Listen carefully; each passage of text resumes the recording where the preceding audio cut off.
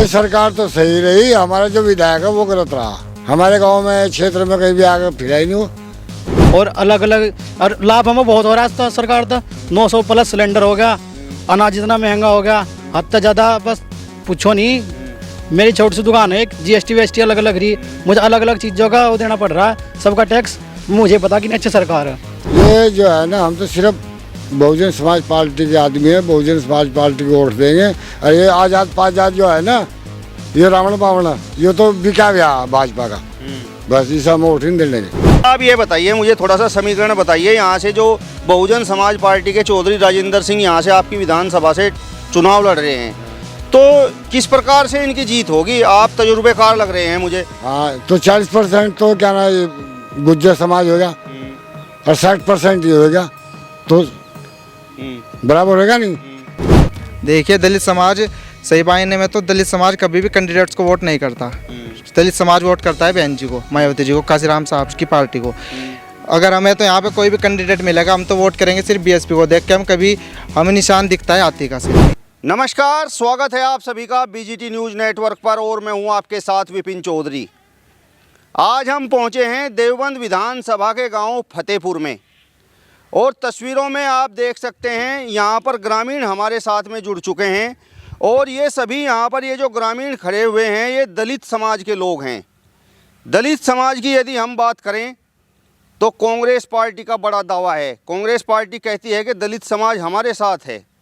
Samajwadi party का बड़ा दावा है, समाजवादी पार्टी कहती है कि दलित समाज हमें वोट करेगा। आज़ाद समाज पार्टी का बड़ा दावा है, आज़ाद समाज पार्टी कहती है कि दलित समाज हमारे साथ है, दलित समाज हमें वोट करने का काम करेगा। और भारतीय जनता पार्टी कहती है कि हमने तो सबका साथ सबके विकास के अपने नारे पर काम किया, दलित समाज तो हमें वोट करने का काम करेगा। और ये जो दलित समाज है इनके वोटों पर सबसे बड़ा दावा है बहुजन समाज पार्टी का।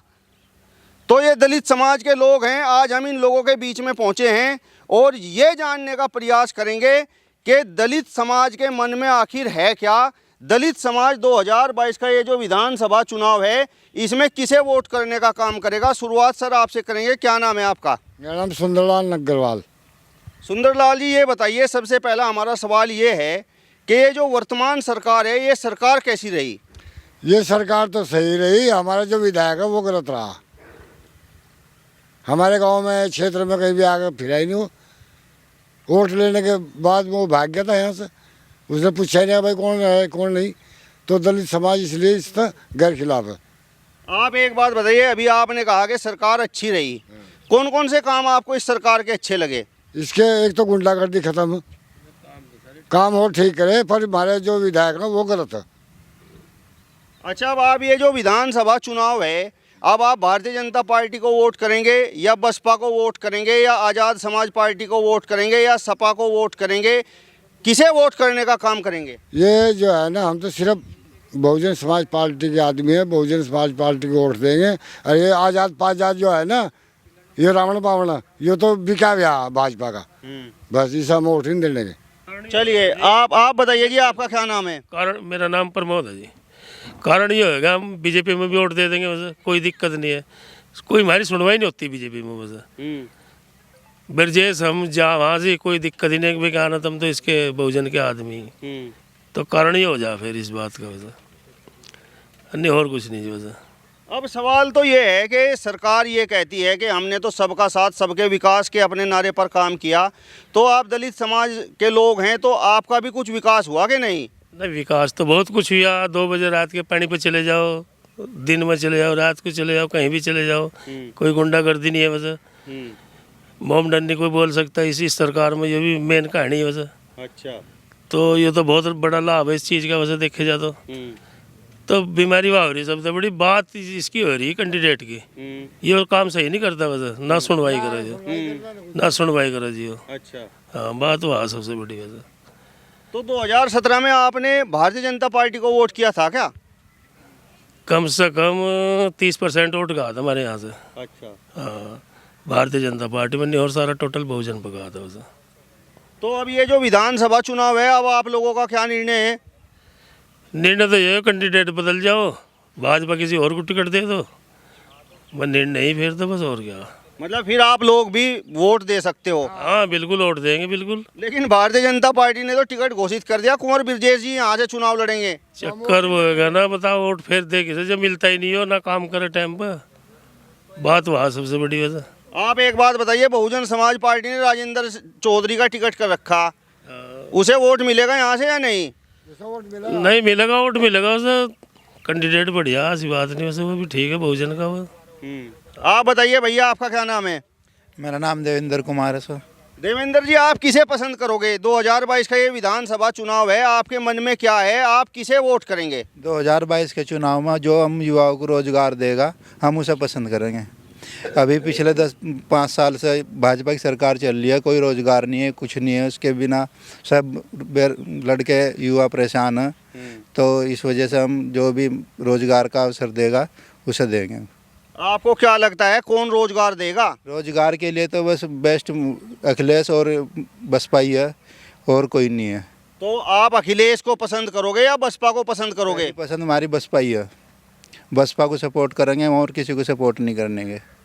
अच्छा, आपने जो है अभी बसपा की बात की, 2007 से 2012 तक बहुजन समाज पार्टी की सरकार रही, तो यहाँ पर ये जो आपका गांव है, यहाँ पर युवाओं को रोजगार मिला या नहीं? बहुत मिला रोजगार, यहाँ पर बहुत लड़के गए सरकारी जॉब पर, और जी विकास भी हुआ गांव में, सड़कें अच्छी बनी है हमारे यहाँ पर बस। और तो वर्तमान जो सरकार है, भारतीय जनता पार्टी की सरकार है, इससे क्या दिक्कत है? दिक्कत इसमें कुछ नहीं है, काम इसमें बढ़िया हो रहे हैं और गुंडागर्दी भी खत्म है, लड़की सेफ है। इसमें बस दिक्कत यही है कि इसमें युवाओं को रोजगार नहीं मिला कुछ भी।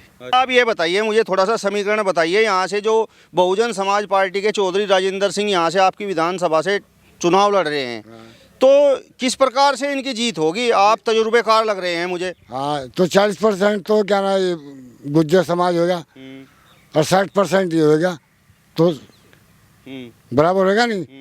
तो इनकी चलेगी क्या ना 100 गिनती, इनकी चलेगी 60 गिनती, तो राजेंद्र की जीत है। तो चौधरी राजेंद्र सिंह यहाँ से चुनाव जीतेंगे। हाँ, और कुंवर ब्रजेश जी, और यहाँ से गठबंधन से भी कोई ना कोई चुनाव मैदान में उतरेगा, कांग्रेस से भी उतरेगा। हाँ, तो ये हार में सब इस सीट पर हार सा है, सब शिव राजेंद्र जीतेगा। चलिए, आपसे थोड़ी देर के बाद फिर बात करेंगे। आप बताओ भैया, आपका क्या नाम है? राम कुमार। राम कुमार जी, बड़े मुस्कुरा रहे हो, वर्तमान सरकार बढ़िया चल रही है या नहीं? बस जी ठीक चल रही जी यहाँ सरकार तो। क्या लाभ हुआ आपको इस सरकार में? बस गुंडागर्दी खत्म हो रही है और क्या, बेरोजगार फिर रहे। तो आपके मन में क्या है 2022 के विधानसभा चुनाव को लेकर? जी बहन जी सरकार आनी चाहिए जी। बहन जी की सरकार आनी चाहिए। बहन जी की सरकार तो 2007 से 2012 तक रही, 2012 में चली गई, अब किस तरीके से आएगी ये तो बताओ। आओगी जी, पक्का होगी। लेकिन आज़ाद समाज पार्टी कहती है कि दलित समाज हमारे साथ है। ना जी, कोई मुश्किल आ रही जी। आप बताइए भैया, आपका क्या नाम है? जी मेरा नाम विकास बर्मन है। विकास जी, आपके मन में क्या है? मेरे मन में हो यहाँ सभी हमारे पार्टी के आदमी खड़े, इन्हीं पे ही वोट जाओगी और किसी पर कभी वोट नहीं जाने की। बहुजन समाज पार्टी पे ही वोट जाओगी पक्का, और कोई किसी को नहीं वोट देने का। आप एक बात बताओ बर्मन जी, ये जो वर्तमान सरकार है, इससे क्या दिक्कत है? इससे तो बहुत सारी दिक्कत है। गुंडा राज में आ गया, इतना आंदोलन मैंने तो आज तक किसी में देखा नहीं है, ना हमारे पुरखों ने देखा इतना आंदोलन जितना इस सरकार में हुआ। बहुत ज़्यादा आंदोलन हुआ सरकार में, ढेर ही ज़्यादा, और अलग अलग, और लाभ हमें बहुत हो रहा है। तो सरकार तो 900 प्लस सिलेंडर हो गया, अनाज इतना महंगा हो गया, हद तक ज़्यादा बस पूछो नहीं। मेरी छोटी सी दुकान है, एक GST अलग अलग रही, मुझे अलग अलग चीज़ों का वो देना पड़ रहा है, सबका टैक्स। मुझे पता कि अच्छी सरकार है। ये बताइए, यहाँ से भारतीय जनता पार्टी से कुंवर ब्रजेश जी मैदान में है, और बहुजन समाज पार्टी ने चौधरी राजेंद्र सिंह जी का टिकट कर रखा है, और आज़ाद समाज पार्टी से योगेश प्रताप जी हैं, कांग्रेस पार्टी से भी कोई ना कोई चुनाव मैदान में उतरेगा, और ये जो गठबंधन है राष्ट्रीय लोकदल का और समाजवादी पार्टी का, इससे भी कोई ना कोई चुनाव मैदान में आएगा। तो आपको क्या लगता है कौन यहाँ से सीट निकाल सकता है? सीट हमारा ये आदमी निकाल लगा, और कोई सीट नहीं निकाल, किसी को हवा नहीं आने की बिल्कुल भी। चाहे कोई बीजेपी हो चाहे बसपा हो, बसपा वाला ही जीतेगा और कोई नहीं जीत सकता। चलिए भैया, आप बताइए, आपका क्या नाम है? जी मेरा नाम मोनू कुमार कल्याण है जी। कल्याण जी, आप बताओ, ये सरकार कैसी रही? सरकार तो सर बिल्कुल बेकार ही रही है, क्योंकि युवा परेशान है, लड़कियां परेशान है, और जो बेरोजगार हैं बिल्कुल सब कोई, हर कोई। किसान परेशान है, देख लो दिल्ली में देख लो, हाथरस में देख लो, सहारनपुर में देख लो, कहीं पे भी देख लो, सब परेशानी है इस सरकार में। लेकिन किसान के लिए तो सरकार ये कहती है कि 14 दिन के अंदर गन्ने का भुगतान कर रहे हैं। लेकिन भुगतान करने से तो कोई प्रॉब्लम है। अब पंजाब से देख लो, हरियाणा से देख लो, सब किसान वहाँ पे रहे, कम से कम 1 साल तक रहे। तो ऐसे किसान को अगर 1 साल तक हम ठंड में पड़ा के रखेंगे और फिर 14 दिन में उसका जो प्रोटेस्ट है, उसका थोड़ा सा आंदोलन का मतलब बढ़ा के देंगे, तो उससे तो कोई फायदा होने वाला है नहीं। सुरक्षा दे रहे हैं, सुरक्षा का बड़ा दावा है सरकार का कि हमने कानून व्यवस्था को मजबूत कर दिया है। अरे सर, कैसे कानून व्यवस्था, जब इसमें जवानी सुरक्षित नहीं है तो आम इंसान कैसे सुरक्षित हो जाएगा। आपने देखा पुलवामा हमला देख लो, इसमें और हमले भी होते हैं, पता नहीं कितने इंसान डेली मर रहे हैं, कोई किसी का कोई भी कुछ नहीं पता। ये बताइए आप, दलित समाज का जो वोट है उस पर जो है चंद्रशेखर आज़ाद का बड़ा दावा है, आज़ाद समाज पार्टी का बड़ा दावा है, तो आज़ाद समाज पार्टी को भी वोट करेगा दलित या नहीं? आज़ाद समाज पार्टी को दलित वोट करेगा, लेकिन उनके जो युवा हैं वही करेंगे, सिर्फ जो उस पार्टी से रिलेटेड है। जैसे कि भीम आर्मी से रिलेटेड है, बहुत पहले संगठन बना था, उसके कुछ कई हद तक रहे कैंडिडेट्स, लेकिन जिस हिसाब से सर उसकी जो पार्टी चल रही है उसके अकॉर्डिंग देखने से लगता नहीं कि कुछ कर पाएगी आगे पार्टी, क्योंकि अखिलेश के सामने उन्होंने जाके बोल दिया कि मुझे सीट पे लड़ा दो, ऐसे तो इंसल्ट होती है, क्योंकि हमारी बड़ी पार्टी है बहुजन समाज पार्टी, अगर हमें कुछ करना है तो उसके साथ मिलकर करना चाहिए। आप ये बताइए, यहाँ से आपके चौधरी राजेंद्र सिंह बहुजन समाज पार्टी ने प्रत्याशी बनाए हैं, तो किस तरीके से उनकी जीत होगी, किस प्रकार की संभावनाएं हैं, दलित समाज वोट करेगा कि नहीं? देखिए, दलित समाज सही मायने में तो दलित समाज कभी भी कैंडिडेट्स को वोट नहीं करता। दलित समाज वोट करता है बहन जी को, मायावती जी को, काशीराम साहब की पार्टी को। अगर हमें तो यहाँ पे कोई भी कैंडिडेट मिलेगा हम तो वोट करेंगे सिर्फ बीएसपी को देख के। हम कभी हमें निशान दिखता है हाथी का, सिर्फ हम निशान देखते हैं हाथी का। अगर आप नॉर्मली जो वैसे चुनाव होते हैं गांव के भी, तो उसमें अगर आप ओल्ड जो मतलब वुमेन्स हैं उनसे पूछेंगे तो आप वही यही बोलेगी कि मुझे तो हाथी का निशान बता दे कि वो कहाँ पे है। वो ये नहीं देखती कि ये प्रधानी के चुनाव है या ये बीडीसी के चुनाव है, क्योंकि जो हमारे पुरखों ने किया है वो ही हम करेंगे। जी सर। चलिए, यहाँ पर ये जो युवा हैं इन्होंने अपनी बात रखी है, और यहाँ पर एक और युवा हमारे साथ में, हम इनसे भी बातचीत करेंगे। क्या नाम है भैया आपका? तेजान नाम है सर मेरा। तेजान जी, ये बताओ ये सरकार कैसी रही? सर सरकार ये किसान विरोधी और स्टूडेंट के लिए बहुत ही मतलब कुछ नहीं कर पाई।